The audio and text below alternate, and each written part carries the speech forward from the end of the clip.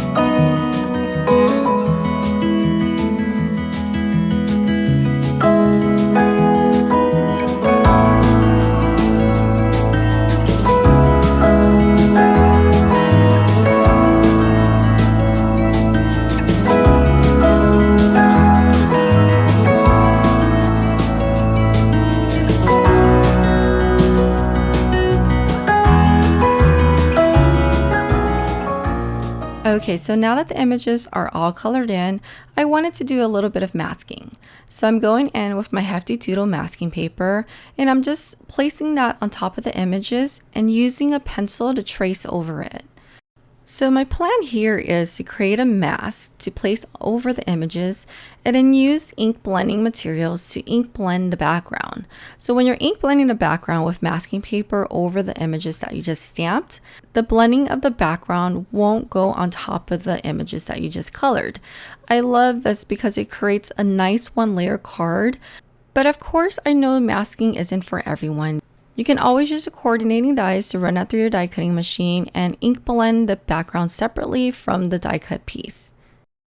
Here I went ahead and used my fussy cutting scissors and applied that on top of the colored image.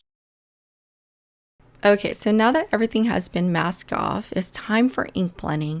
And before I ink blend the background, I am using a stencil. And this stencil here is from Picket Fence Studios and it's called Tile Montage. And I really like this stencil because it reminds me of wallpaper. So that's exactly what I'm going to use it for here. So going in with my blending brush and a pink shade of ink, I'm blending that onto my cardstock. And to give the colors on the stencil a little more dimension, I went in with a few shades of colors and ink blend that on top of the stencil as well. I like using the smaller blending brushes when I'm trying to get into the little details of the stencil. And this is my favorite brush. This one is from Picket Fence Studios as well, and it's a small blending brush. But I know there are several options out, but I like this one because it's very fine tip. Okay, so I went ahead and removed the stencil from the card front, and I'm going in with the same brush with the lighter pink shade and just blending that throughout the card panel. And I think this is the best part, removing the masking paper. It just shows how everything worked together, and I love this part. Okay, so after I remove all of the masking paper, it's time to find a sentiment. What I like to do is I like to place the stamp set over the card front, just trying to get an idea of how the sentiment will look on my card panel. And once I decided on a sentiment, I went ahead and used my stamping platform and inked it up with a really nice dark black ink. This ink pad is one of my favorites to use for fine detail sentiments. And it's VersaFine Clear, and I'll link everything down below if you're interested. Okay, so now it's time to put everything together. But before I do that, I wanted to have a little bit of interest around my card scene. So I'm going in with a rectangle die from Spellbinders.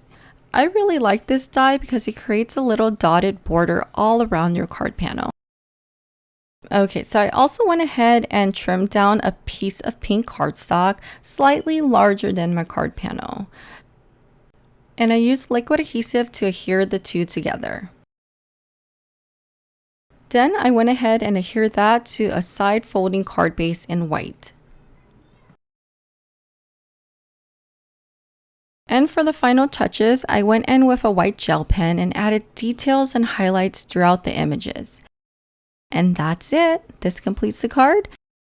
I hope you enjoyed this tutorial, and please don't forget to thumbs up, comment, and subscribe. And I would love it if you came on over to my YouTube channel or my Instagram account at Cloudy Coral Designs. Okay, until next time, have a wonderful day. Bye-bye.